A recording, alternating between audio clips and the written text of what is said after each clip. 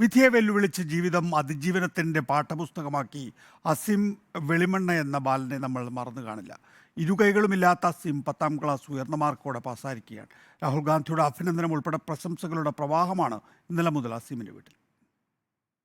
ഉള്ള കഴിവ് ചെറുതോ വലുതായിരിക്കും, നമ്മൾ അതിനെ മാക്സിമം എത്ര ഭംഗിയാക്കാൻ പറ്റുമോ അത്ര ഭംഗിയാക്കാൻ വേണ്ടി ശ്രമിക്കുക. അപ്പോൾ നമുക്ക് ഉയരങ്ങളിലേക്ക് എത്താൻ. ഈ വിധിയെ വെല്ലുവിളിക്കുക എന്നൊക്കെ നമ്മൾ പറയും.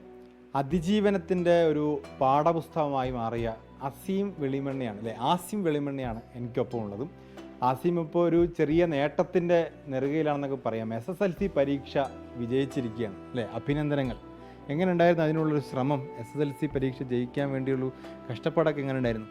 8-9 പഠിക്കാനാണ് 10ലേക്ക് നേരെ SSLCക്ക് പോയതാണ്. 8-9 വീട്ടിലിരുന്ന് പഠിച്ചു? വീട്ടിൽ നിന്ന് പഠിച്ചിട്ടൊന്നുമില്ല. പഠിച്ചില്ല? ഇല്ല. 10ാം ക്ലാസ്സിലേക്ക് പോകുമ്പം ആ ഒരു ബേസിക് കിട്ടാത്തതിൻ്റെ നല്ലൊരു ബുദ്ധിമുട്ടൊക്കെ ഉണ്ടായിരുന്നു. എന്നാലും ടീച്ചേഴ്സ് പരമാവധി ഹെൽപ്പ് ചെയ്തു. വിഷയം ചിലപ്പോൾ ഹ്യൂമാനിറ്റീസ് എടുക്കണം.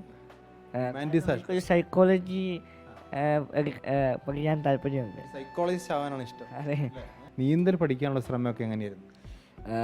ഒന്നാമത് എനിക്ക് നീന്താൻ ഭയങ്കര ഇഷ്ടമുള്ള ആളാണ്.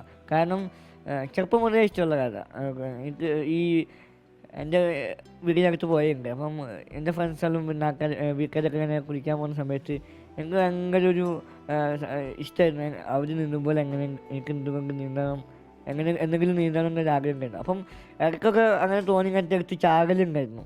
ഫ്രണ്ട്സൊക്കെ എങ്ങനെ നമ്മളോട് അവരെ കൂടെ കൂട്ടാനും ഒക്കെ എല്ലാ അടിക്കും പിടിച്ചൊക്കെ വേണം, കൂടെ കട്ടയ്ക്ക് നിൽക്കും? അതെ അതെ.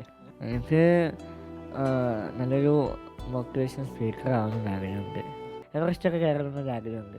എൻ്റെ ഈ ആസിം വെളിമണ്ണ ഫൗണ്ടേഷൻ ഒന്ന് ഉയരങ്ങളിലേക്ക് എത്തിക്കണം.